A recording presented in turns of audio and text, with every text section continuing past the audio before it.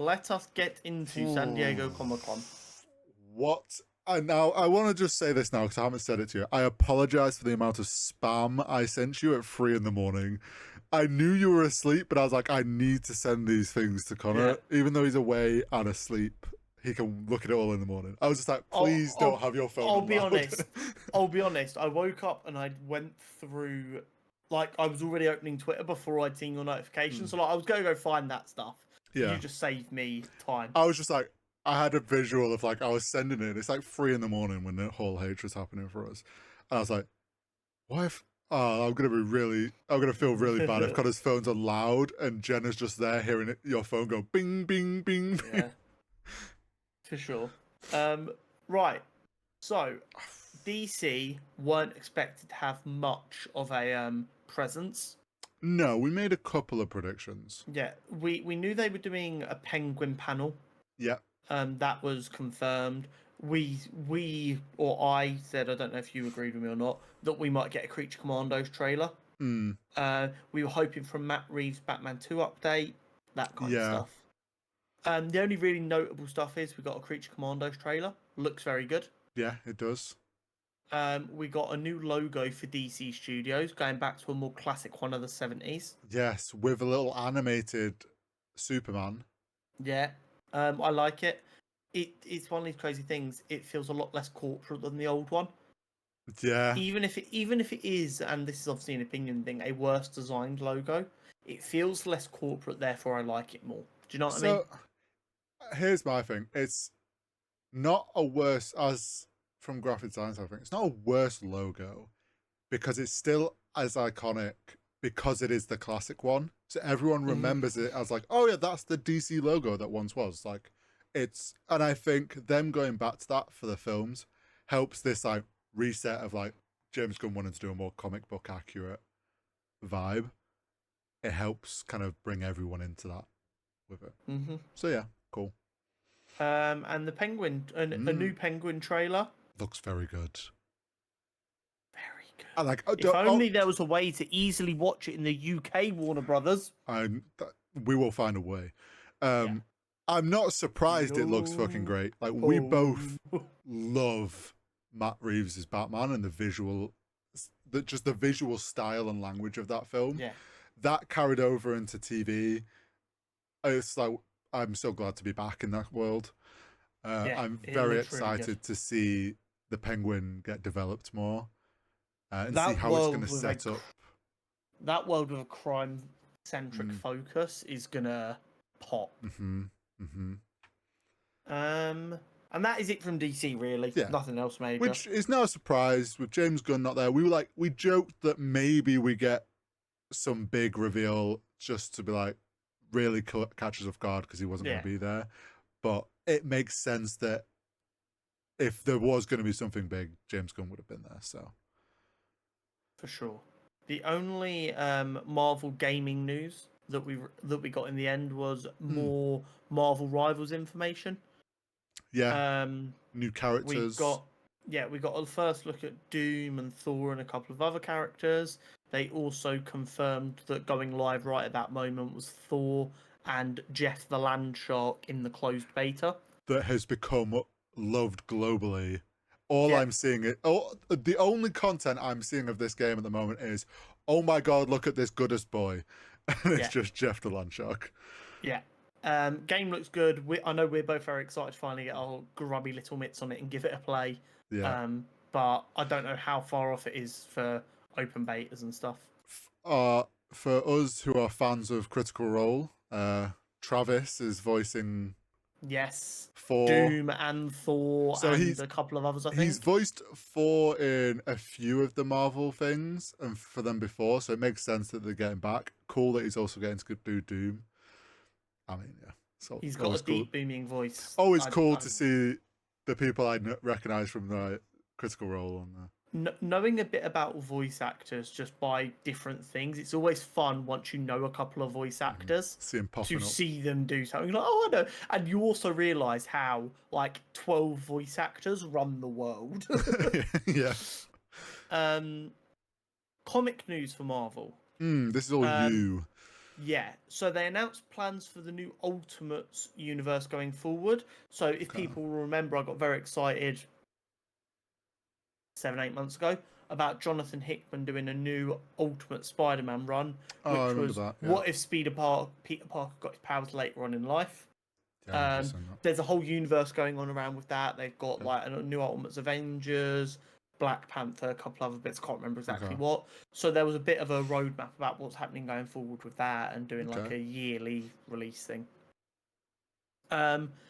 Alongside that, they announced a new West Coast Avengers lineup, being headed by Iron Man, Rhodey, and Ultron. So that'll be interesting. Yeah. As part of an Amazing Spider-Man run, I believe, so the mainline comics, we're getting a story arc called The 8 Deaths of Spider-Man, in which Doom gives Spider-Man 9 lives, I believe. Okay. And then we've got 2 mini-series coming out called Venom War and Wolverine Revenge. Smart for them to do a Wolverine one. Yes. We also got an update on X-Men from the Ashes, the new Age of Comics post the Krakoan era, which some people remember I got very excited for a while back. I recently put the new Uncanny X-Men onto my subscription list. I realised I did it a bit late, so I've had to pre-order the first 3 issues so that I can also get them instead of having to start at issue 4. But I'm very excited for that to start, and we've got a bit of an update about what's coming across with that. Can't wait to see that backlog get bigger. It's actually got smaller this week. On Wednesday, yesterday, I was playing games in the morning and it was so warm. I was like, nothing's speaking to me. I don't want to really play anything. I got all my comics I hadn't caught up on. I put them on the coffee table. I read through my Ultimate Spider-Man ones, all my Miles Morales. I made a start to my Amazing Spider-Man because that's my thicker pile. And I was like, okay, that's enough tonight, but they're still on the coffee table. So I know what ones I have to read and they're shaming me until I sit down and read them. But of course, the big thing is at San Diego Comic-Con is Hall H and all of them announcements. So we're going to get into them. We're going to go film by film. Yes, there's a very obvious bit that we will talk about. As Hori's seen in my notes, I have complicated feelings about it. We're going to discuss it. This might be the kind of thing that I end up sitting with and writing a proper piece on for a different week, because I think there's lots to be broken down here, but it's also important to get the basis of what we're thinking out. Yeah. First up, Captain America: Brave New World.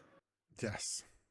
So the question for the longest time has been, who the fuck is Giancarlo Esposito playing? I don't get his outfit. Yeah. It's been confirmed that he's playing Sidewinder, the Serpent Society's king. Yes. Did you Google what this character looks like at all, Hori? I haven't, and I also don't even know. It's something I meant to do. Google what this character looks like, and then you'll understand why no one recognised his character. Is he fully suited and you can't actually see anyone under it? It's a very comic book outfit, we shall say. Just searching Sidewinder just gave me a snake. Oh, I see. Yeah. So you see why people didn't instantly go, oh, that's Sidewinder. Yeah, I can see that. I don't know much about this character. As I'm sure you will guess if you've watched us for any length of time, there will be a character profile in the future about who they are, so don't worry. Why do I feel like he's going to become that? Winter Soldier vibe was the goal. As I said from the trailer, that is exactly the vibe I got from the trailer. Yeah. And it's what I hope to get, as it is no secret that is my favourite Marvel film. Yep. And that's what they're aiming for. Hopefully they have stuck the landing as well as it seems they have. Yeah. Yeah, they said, Kevin was saying on stage that they've returned to a more grounded Winter Soldier feel to get that back to where Captain America works best. Yes, and it makes even more sense as well when you consider Sam doesn't have superpowers. Yes. That more grounded, gritty Winter Soldier feel makes even more sense for him as a character, because he can't be going around throwing planets at people. He isn't that guy. Yeah, he can't really take on like Thanos level characters the same. I love Harrison Ford.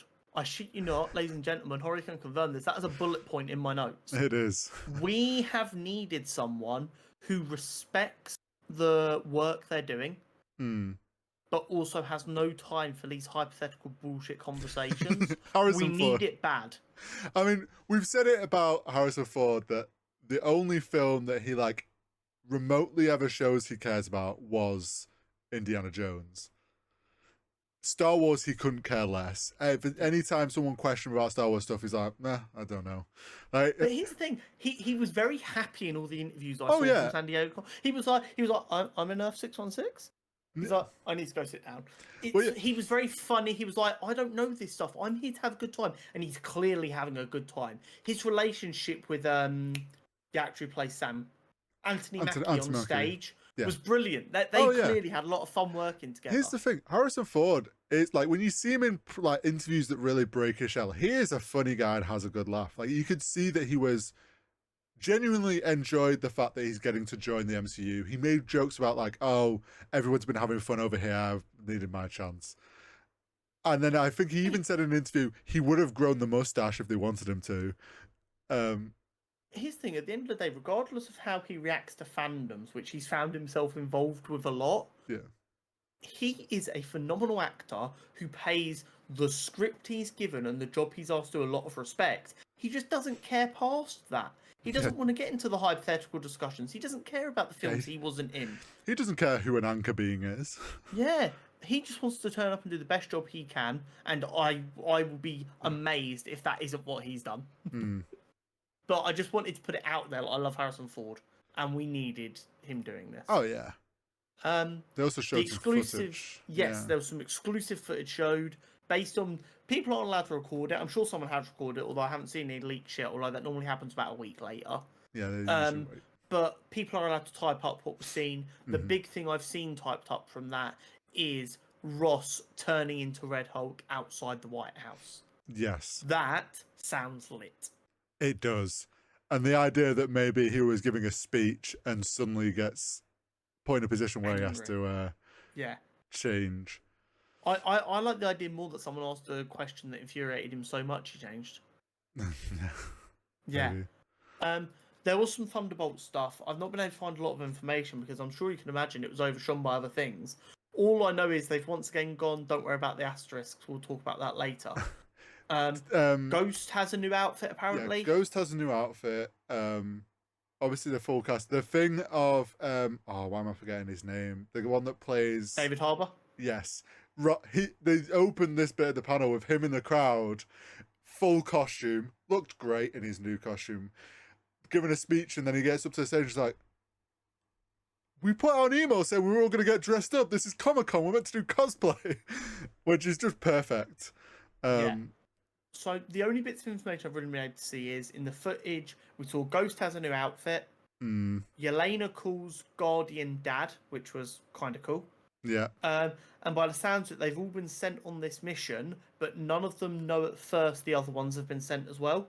Yes, they've all kind of been set up to go to the same mission. So that's interesting, and we will come back to Thunderbolts a little bit later on, because I think the mystery of this asterisk has started to already reveal itself. The Fantastic Four has a title. It does. Not revealed straight away. No. First Steps. Now, we're going to take a little back to Deadpool and Wolverine quickly. Yes. If you haven't seen it. One of the biggest pops I gave in that film, and I squeezed Jenna by the leg, and I went, that's the Fantasticar! Because one of like the Mad Max vehicles was the Fantasticar. Yeah, so I remember when the trailer first came out for Deadpool, there was like a moment when all those vehicles, and people were like, that sort of looks like a 4 on a very grey silvery car, but people weren't sure. But yeah, in the film it is like a classic old school looking Fantasticar. Alongside like the Red Skull's hot rod, but with Iron Man's face on it, then other vehicles. Cool. Yeah, we get the Fantasticar. Have you seen the picture that has come out of it? Well, there's the video of it going over the top of the stage. Stunning. Oh, beautiful. Do you know what funny thing is? It's like you predicted. We were trying to predict things that might happen for Fantastic Four stuff because we knew they were going to be there. And you were like, a big pop from the crowd will be having the robot come out. Yeah. They got that effect with this instead. Yeah, showing off the Fantasticar. And that's also a great way to show off the vibe. Yes. Stylistically, you are so bound by vehicles you choose to put in your world, and that is going to give a vibe straight away. Speaking of vibe, they showed some early test shots they've done on 4x3, which I take as like on film. Yeah, things of Pedro, Reed Richards being a science teacher. Yeah. And other things, which everyone's immediately gone, okay, now we see why Pedro was picked. He fits that vibe perfectly. Some of the spacesuits looked phenomenal as well. Yes, yes. And we got some test footage of Galactus peering through a window. Very clearly massive in size and a celestial being. I'm furious. As someone who grew up in the 2000s, Galactus is a cloud and he always has been. Why are they giving him a face? That's a joke. Relax. Relax. I'm so glad we're getting Galactus who's actually Galactus. How phenomenal. Did you see the drone thing they did as well? I didn't see it, but I heard about it. Apparently it broke the record for the largest ever drone show or something. Yeah, so they had a Galactus head out of like drones with purple lights. And Very it slowly rose over like the convention area. Yeah. Like, and you just saw this really giant Galactus head rise, giving that effect of what he is, which is just massive in the sky. That's phenomenal. A lot of love for that.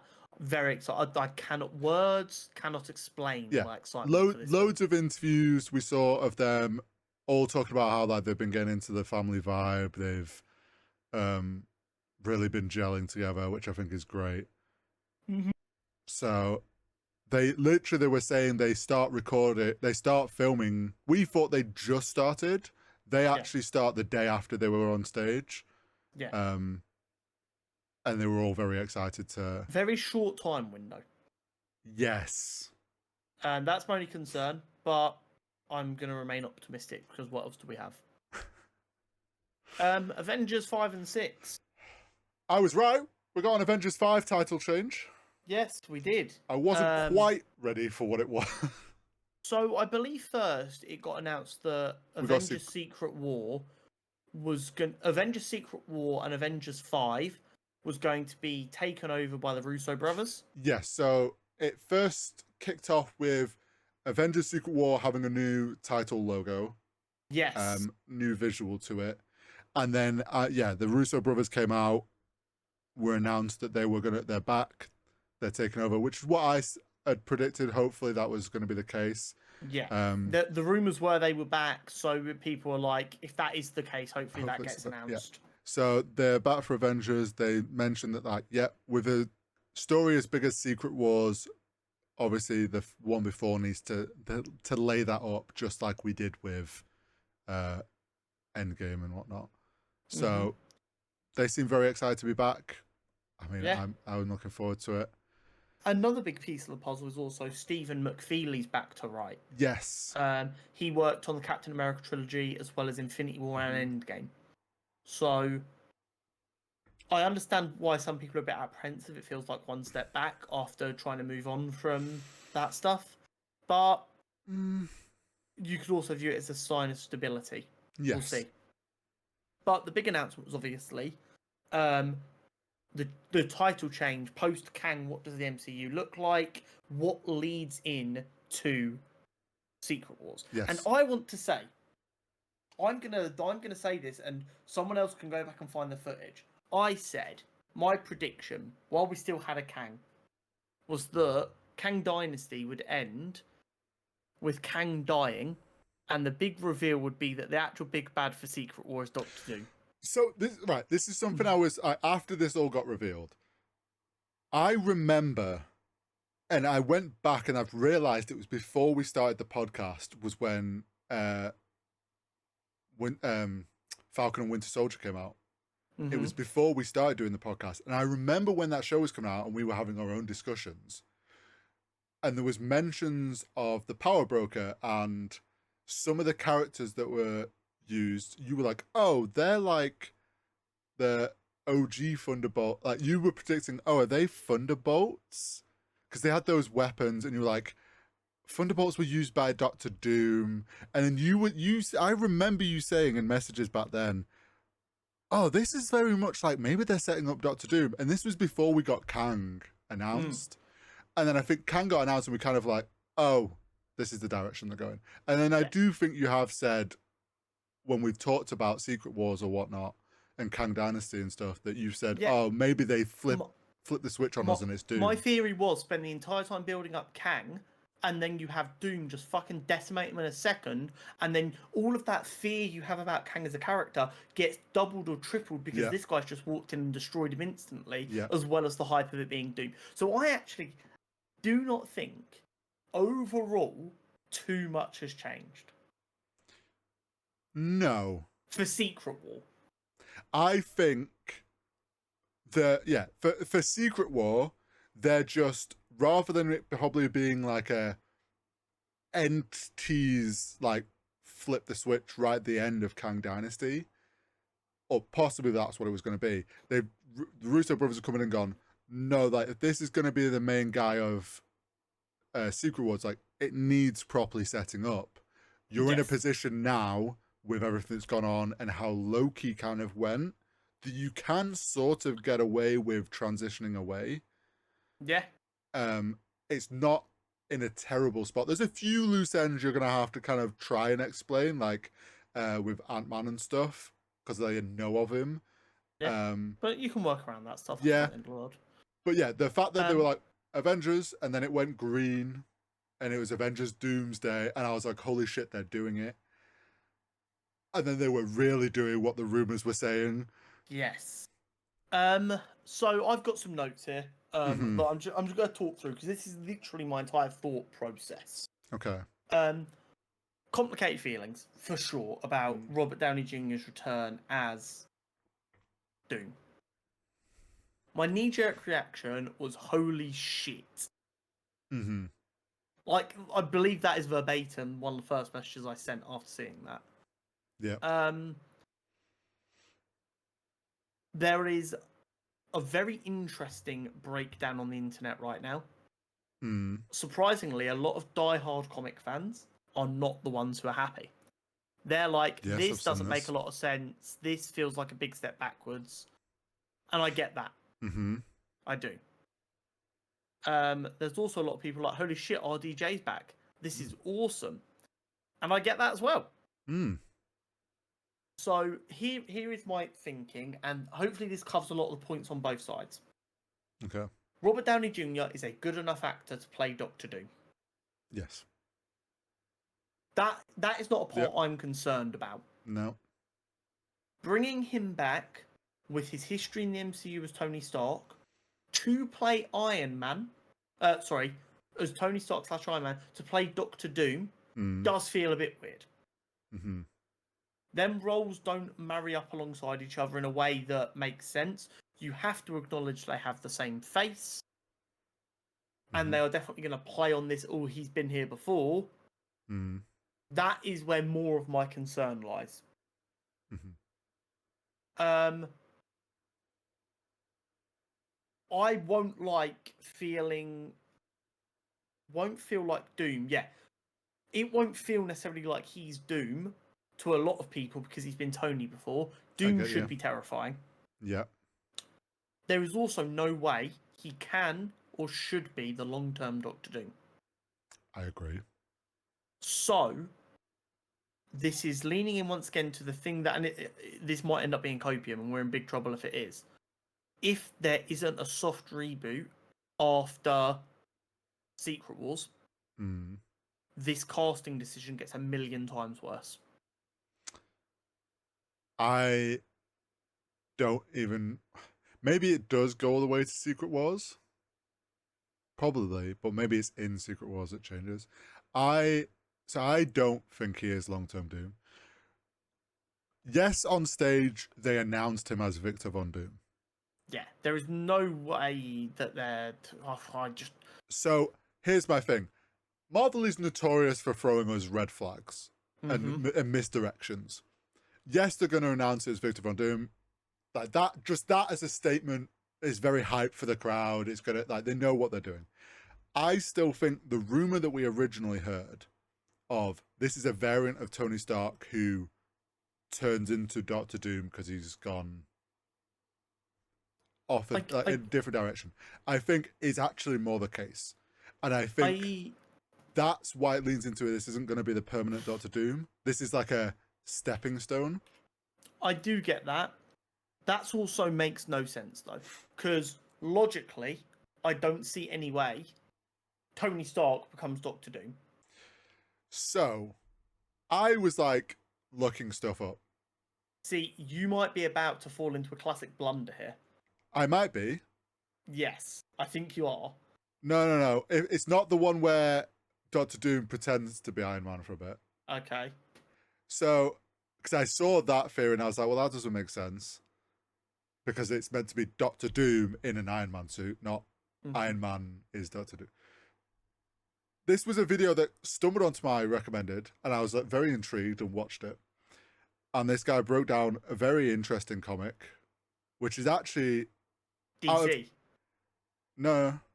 So, was this him doing the Wally West story? No. I saw this as well, which is why it could work. Okay, continue. No. So there's a what if comic apparently, where instead of Doctor Doom's roommate in college being Reed Richards, it's Tony Stark.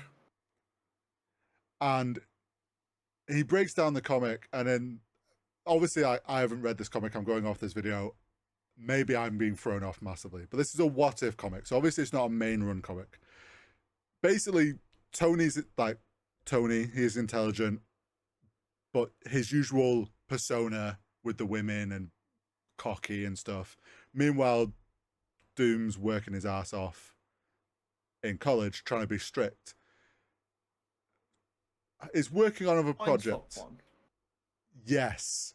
So basically, working on a machine, says he needs Tony's help. Turns out it's a mind swap machine. He takes over Tony's body because he's like, I can get Tony's wealth, his family's position. I can use my intelligence and do these things that I'm trying to do, but I'm not able to have because of my background. Tony gets put into Victor Von Doom's body, and essentially both then become Tony is in Doom's body, becomes Doctor Doom, but in a sense of he goes back home, it's Tony, so he's still trying to do good, and then you've got Doctor Doom in Iron Man's body.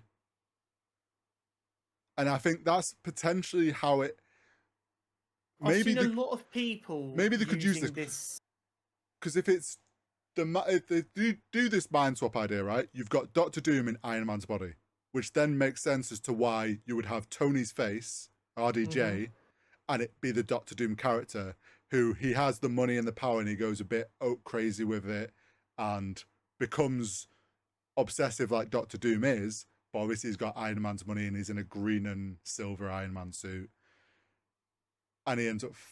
But like, they could use that basis to get there, and then maybe then there is a proper Doom who comes along and is like, fuck you, I'm more powerful, kills him and actually shows who the real Doctor Doom is. It's just... It's a really difficult one to get right. Yeah. They are doing this to put butts in seats, and I absolutely get that. Yeah. But that leads on to my other main issue. The rumor is he's earning in excess of $80 million, as well as a fucking army of other benefits. Yep. Now, saw that. I'm never ever going to begrudge someone who actually does a job earning money. This isn't like a CEO or someone who owns a bunch of shares. He is actually going to work for money. Whether we think that's a fair amount of money or not is irrelevant at this point. He's actually working for that money. So I have much less of an issue with sports stars and athletes and actors going out there and negotiating insane deals for themselves. Because even with this deal, he's still closer to us than he is to Jeff Bezos. Yeah. But the last 2 years of media across the board we've seen, of layoffs, of people being overworked and underpaid. This man is being paid near as damn it in total compensation once you include the whole host of other shit they're going to pay for him to be on set they're spending the money that made Oppenheimer on, I don't believe, the best choice for the role. Yeah. No, I think there definitely was a fat check that persuaded him to come back. We know he has, like, he'd mentioned he would like to come back as Iron Man. They've clearly gone, we'll pay you this much, but it's not to play Iron Man as Iron Man. We've got this other idea. And he's seen the money and gone, sure, I trust you guys, whatever, let's do it. And we're in this limbo now of either they've based this idea off, they're like, we're missing, like, us fans are missing something that they clearly want us to miss, and they have a very good, strong idea. And I think the best I've seen so far is it's like some mind switch shit, some diversion of the real Doctor Doom. But it's a very risky play. Yes. It's one where I think they've put themselves in the corner of, they saw what happened with No Way Home. And we're like, oh my God, people love the nostalgia. They've done it with Deadpool. People are like, oh my God, this is so cool having all these cameos come back. They've gone, oh, people keep mentioning about bringing RDJ back. Hugh came back. There's a way to do it. Like, what if we do it this way? And it'll get butts and seats because it's RDJ back in the MCU. And they've taken a risk, and it's whether or not they pull off this risk now. There is one other talking point around Doom that is worth mentioning. And last thing I'd want to be accused of is just glossing over this. I don't think right now this is the most important part of the discussion, but it is a part of the discussion. Doom is a Romani character. Yes. There are very real discussions about should you be looking for a Romani actor for this role. I have a couple of counterpoints to the people who think it's crazy that they're not, but I also fully get where they're coming from and do mostly agree. A lot of people have called the RDJ casting whitewashing. I think that's taken it a step far. Romani people don't have a set skin colour. Lots of European Romani people look very white. But yes, you can obviously get more who are more South American looking or Southern European looking, more Spanish, Italian, Argentine. I don't think this can be classed as whitewashing just because he's white, but I think that term is more used when you cast someone who isn't an ethnicity to play an ethnicity. It's just with the Romani ethnicity, a particular skin colour isn't the overriding normality. The issue we've got is, and this is a problem Marvel have with a lot of their characters, and I'm not saying this makes it okay, but I'm saying this is also the lens you need to look at it through to an extent. Are they going to do Doctor Doom's origin and make it clear that the Romani ancestry matters, or are they going to skip out a large portion of that because it's a 2-hour film? If they're going to skip out a large portion of that, I don't think it matters anyway. The angle should be why you're not showing the character's Romani before you even get to the actor. Yes.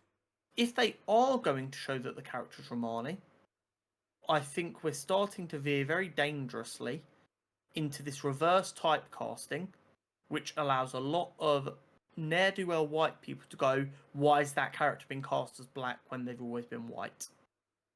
There's a danger, and with the way fucking political climate is right now, it's on a knife edge as it is. There is a very dangerous thing where you say they need to be Romani, they need to be Romani. I do get that. I don't know of many, if any, very famous Romani actors. Doom has to be played by an A-lister. Yeah, this is the difficult. It's really difficult. Yes, the character should be portrayed as Romani. I think the question should be more is Marvel going to address that with the character in the story they tell? The actor being Romani is difficult because like you say, you need an A-lister. You need someone who has great acting qualities to pull off a character such as Doom. The pool for that, like that Venn diagram of Romani actors and who could play Doom to the level we want Doom to be in the MCU, is very small, if at all, there. And it's like, I think it should be more important that the character's portrayed as Romani as it should be, and at least like isn't an actor that is so far from how a Romani might look that it's like, well, that's like there's a level of like how close, like they should be visibly plausible, I think. And that's the thing, exactly that.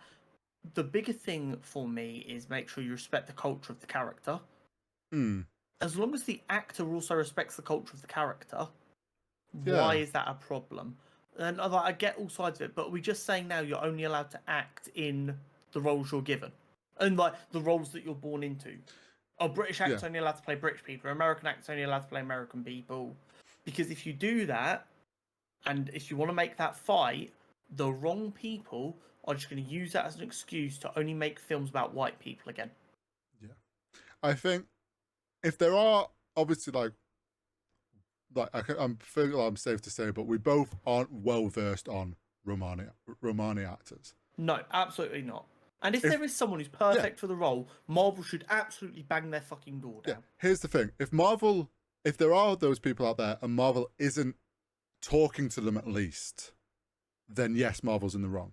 If it's like almost impossible to find one, Marvel's not in the wrong to not. They can't hire someone that doesn't exist. So again, it goes back to like the character should be portrayed that way in a respectful way in the story being told. If the actor can also be in that culture, perfect. If they can't, then the actor hopefully is respectful of the character that they are playing. Mm-hmm. But I think this is the whole thing with RDJ coming back, and everyone's jumping to like conclusions, obviously making predictions, being like, this is great, this is terrible, blah, blah, blah. We don't know what the story, all we know is this leads up to Secret War. We know Secret War is going to use variants. Our best guess is this is not the actual long-term, actual scary Doom, and this is a decoy, because one, announcing this gets butts in seats. Also, when has Marvel actually on stage revealed who their true big bad an actor is or actress? I'm of the opinion that these castings are to put butts in seats to finish this off before the soft reboot. Some characters are going to survive that, some aren't. And as a result, we're then going to get a universe that has all of the characters from the beginning, so they don't have to try and dance around the mutant issue and stuff like that. I think this is alongside how do you get Wolverine and Spider-Man, them characters who were played outside the MCU, their big send-off. I think this is the same idea. And they want to play on like so much of the MCU is built around Tony Stark. I get why they'd want to play it off, as everyone has to deal with this evil guy who looks like Tony Stark, whether it's a Tony Stark variant who becomes Doom or a Victor Von Doom variant who happens to look just like Tony Stark. It doesn't actually matter on that level. What I will say is I'll be amazed if this ends up being the best version of Doctor Doom we get, purely because they've gone out to get RDJ for a reason, and whatever that reason is, I feel like detracts from Doom as a character. Yeah, I just think it could set us up for the best Doom. Yes. I hope that this is all, like you say, them getting butts and seats because another reboot's coming, but they're still keeping something hidden. There's going to be a twist that makes this all make sense. That's my copium. And say what you want, like you say, the story that'll be able to be told of characters that knew Tony and having to deal with this person that looks like them but isn't them and they're evil. Like, let's talk about fucking Spider-Man and their relationship. If he comes face to face with this variant of Tony Stark who is Victor Von Doom, that's gonna fuck with that kid, and that's gonna make for some great storytelling. Yeah, it's just there is also a large element of this, and I know I'm guilty of it as well to an extent, of comic book fans going, yeah, but that's not how it happened in the comics. And as someone who I read comics and I get that side. I absolutely get that side. But on the same side, I remember before I read comics, watching these films, these discussions didn't happen as much because the internet wasn't as prevalent and stuff like that, and it allowed things to happen. It's really difficult. There's no right answer. Doing something new isn't always bad, but at the same time, you don't want to detract from what made 60, 70 years of lore about a character so great just for a quick buck, which is the danger of RDJ is doing. And this is the balancing act. Yeah, at the moment they're on the edge of like either this is going to make for a great twist and actually make for a great film and give us a great Doom long term, or it's going to go down as damn, MCU really did need that soft reboot. Yeah. And it's always interesting when you see creators who get labelled shills constantly go, I don't like that decision. And Marvel have taken note of that. Because they will know, they'll know the big content creators. They'll be aware of them. If there's someone who's always ragging on them, they're not going to pay any attention when they continue to rag on them.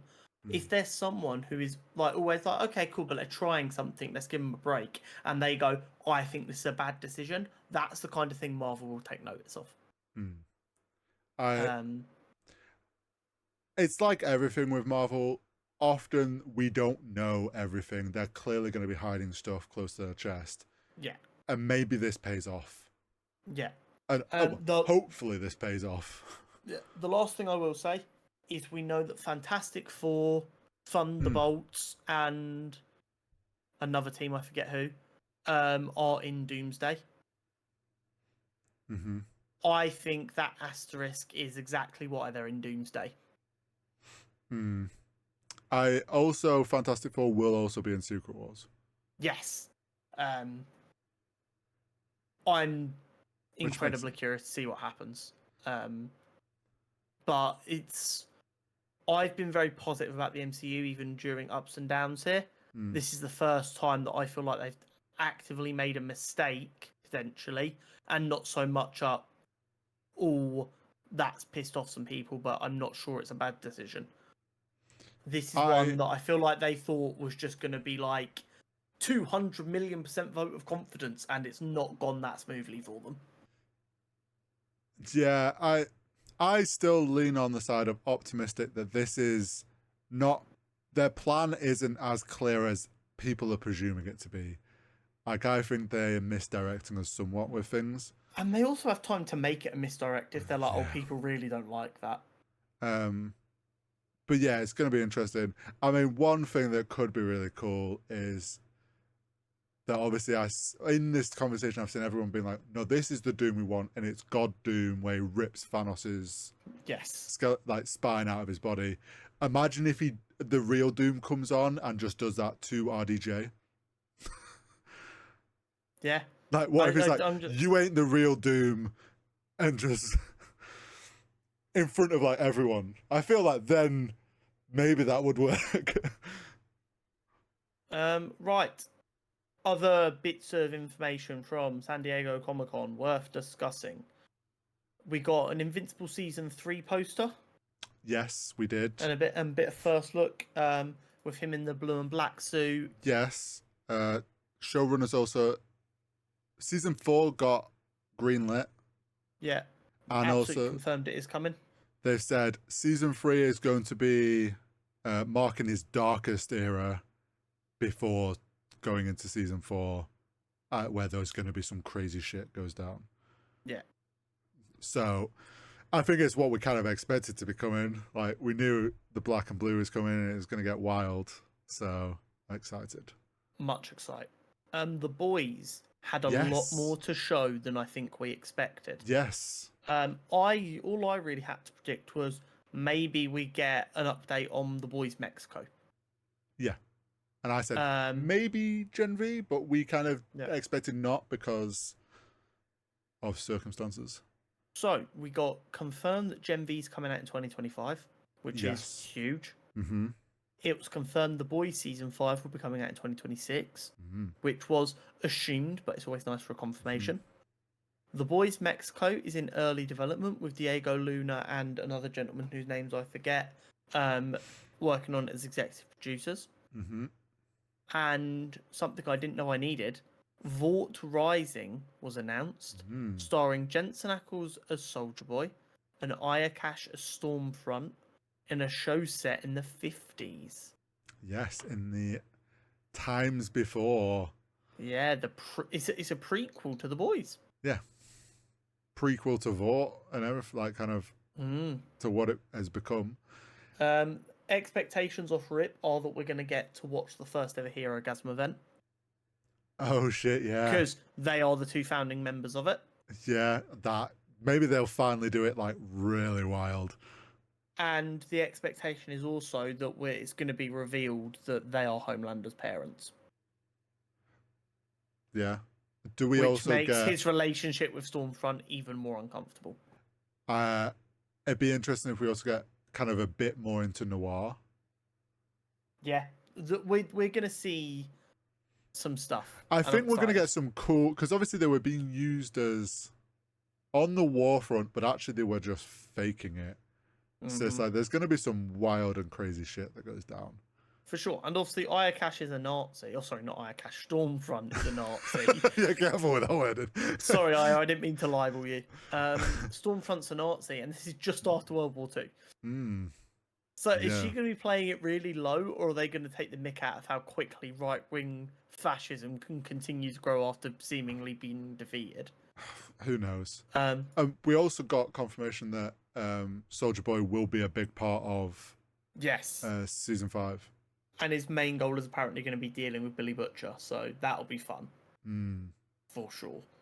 And then something we were hoping to get, but we weren't 100% sure of. We were pretty confident because of the timeline we're dealing with here, but you never know. Rings of Power Season 2 trailer.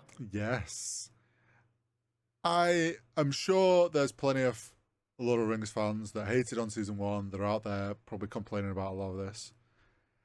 I think it looked cool. I will say I'm fine. I'm okay at being able to separate this show from being book accurate because it's more it's just more in Middle Earth. Like, I fucking love this shit. I'm so down to see where this story goes. We're gonna get to see the rings created. We're gonna get the trickery of Sauron and his plan. We're gonna get Gandalf, well, the Stranger, as he's still known at the end of season 1, but quite clearly Gandalf, meeting, I think, maybe the Blue Wizard and maybe Bombadil. Okay. I'm not sure if it was, I'd have to watch the trailer back again, but definitely meets with Bombadil, who's like a crazy powerful character. Is he the bard trickster dude who's like crazy powerful magic? He can like wear the Rum Ring without it fucking with him because he's so weird. And he's neutral. He just doesn't get involved in anything. People say that is a Tolkien insert into his own story. The arcane trickster. Yeah, but yeah. So I think it maybe will show him meeting him and asking for help and stuff, and he's like, "Yeah, I'm not getting involved with this shit." I don't know. Yeah. It's going to be very cool. Yeah, we're back in Lord of the Rings. I can't like. I am not an all-knowing. I think we've established very much on this. I handle comic book and superhero characters. You kind of take on more of the sci-fi and fantasy stuff. I, as more of a neutral person towards it, I enjoyed the fuck out of season 1. I look forward to season 2. It's a pretty show. It's a fun to follow story. Yeah. I'm excited to see what we get. We're going to see, I think this season, for season 2, we'll see a lot of the development of the characters that people questioned their morals in season 1 actually start to turn into the characters that people were expecting them to be. Yeah, that makes sense. So, also, just before this, we did get, I wished for this and hoped, but there was some Critical Role. They had a panel. Yes, there was a Vox Machina update for season 3. They showed a teaser for season 3. I'm pretty sure, like a little quick thing. And then they also storyboarding for Mighty Nein? Yes, they did. Of which I haven't watched that campaign. I watched like the first. It's gonna sound like a lot, but I think I watched like the first 80 episodes. There is like many episodes, and I fell off from watching that whole campaign. I think they were showing the kind of the meeting of two characters. I'm very excited to get Mighty Nine, purely because then I can get to watch the whole story and understand what actually went down. At the end of the day, for me, as someone who now watches more D20 D&D content, I understand how the game works a lot better. Because remember, watching Vox Machina Season 1, I had no real knowledge of D&D other than that it was a fantasy world. And that was basically it. Now, I've played Baldur's Gate 3, so I understand to a decent enough degree the core mechanics of D&D and how that kind of stuff works. I've watched a lot of D20 on Dropout. I've watched seasons 1 and 2 of Vox Machina. I'm really looking forward to Mighty Nine and season 3 of Vox Machina. As someone who understands what that would look like at the table a bit better now, being able to see how that translates, I'm very much looking forward to. It'll be cool because you'll start to pick up on like, oh, that's when they rolled a nat 1, or like the things that I picked up on. The interesting thing is season 3, like because it's been so long since I've watched Vox Machina when they were doing it as a ongoing show. Trying to remember where we're up to in the story, I still feel like there's loads left, which means we've still got a good few seasons of Vox Machina. And it doesn't seem like it's slowing down. No, and if we're gonna have Mighty Nine on the side, it's. I said it to you. I'd love if this animation and this company that Critical Role started and they're managing all this on their own. I'd love if they go into like Brennan at D20 and we're like, yo, let's make one of your shows as a having watched the 3 seasons of Fantasy High that are currently out, there are some bits in that are and because it's a little bit more sitcom-y because it's set like a 60s style town with teenagers, some of the animated and funny and some of the decisions the characters make in that would come across so hilariously funny. Yeah, I think it could be really well done. Like obviously Fantasy High is the only one I've seen all of, but just watching that one, I'm like, yes, I would watch that as a TV show. Yes, give it to me yesterday, please. Because it also really wouldn't compete with Vox Machina in the same way because it's a lot more comedy and ridiculousness.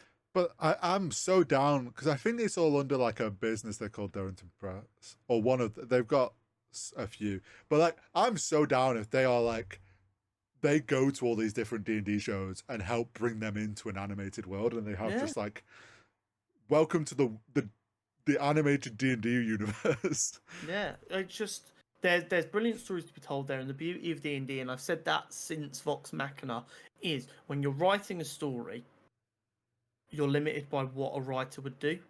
When you write a really solid universe and let people play in it, you get funny, wacky things that no writer would ever think of writing, and it makes it a lot more human and a lot more interesting, and also a lot less predictable, which is someone like me who's watched, I don't even want to guess, I'm going to guesstimate tens of thousands of hours of stories across TV, film, and everything. Stuff not being predictable by me is difficult. So stuff like Vox Machina, D20, which is so unpredictable because of the human element baked into the storytelling itself, it makes it a lot more appealing. Yeah. But yeah, that was everything from San Diego Comic-Con 2024. And only a couple weeks till D23. Yeah. So make sure you like, subscribe, and send us all your money so that me and Hori can be there reporting on it live next year. Yes, please. 1 year we'll be out there. And we'll start a Discord, and we promise that we will definitely not leak any of the footage shown at San Diego Comic-Con.